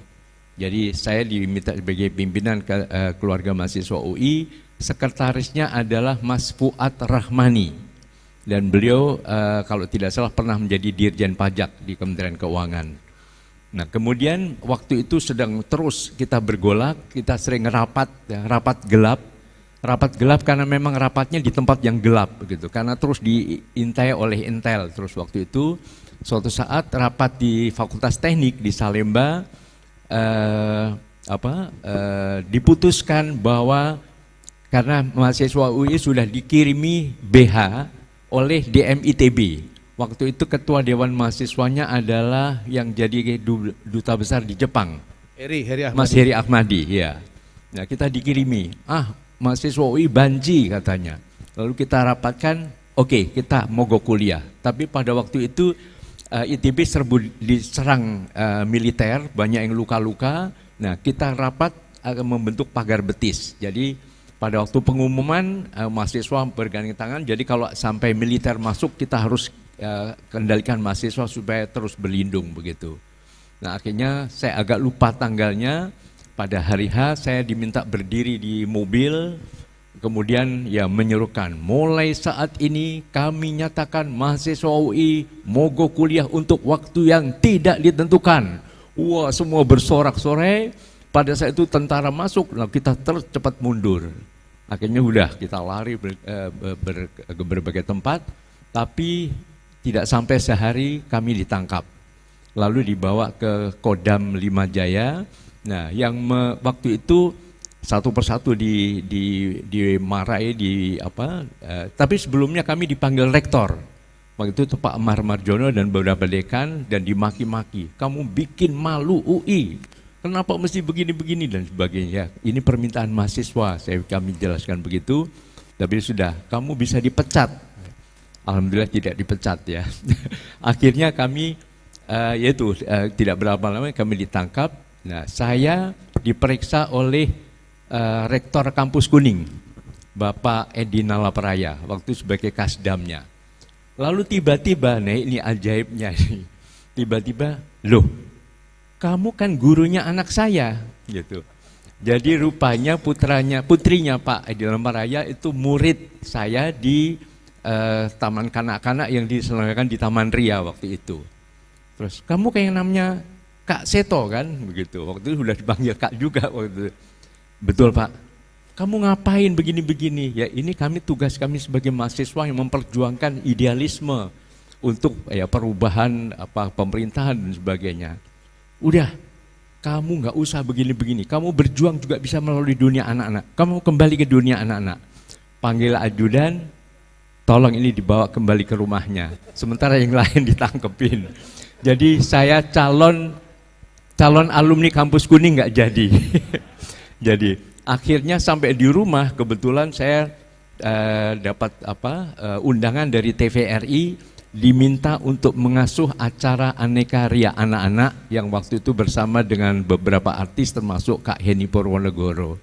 Dan disitulah saya kemudian mulai kemudian menekuni anak-anak, dan saya pamit kepada teman-teman. Waktu itu ada Mas Gasi, ketua MPM, saya bilang kalau perlu yuk mahasiswa itu bisa bersinergi, berjuangnya juga bisa membangun idealisme bangsa ini melalui dunia anak-anak.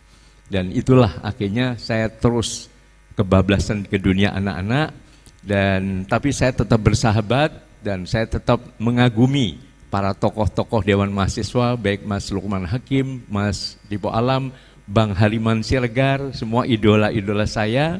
Dan akhirnya saya mencoba untuk membangun bangsa ini dengan menjadi sahabat anak-anak. Sampai sekarang saya membangun Komnas Perlindungan Anak, Lembaga Perlindungan Anak dan sebagainya.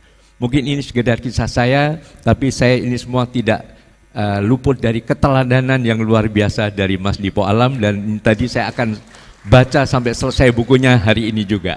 Terima kasih.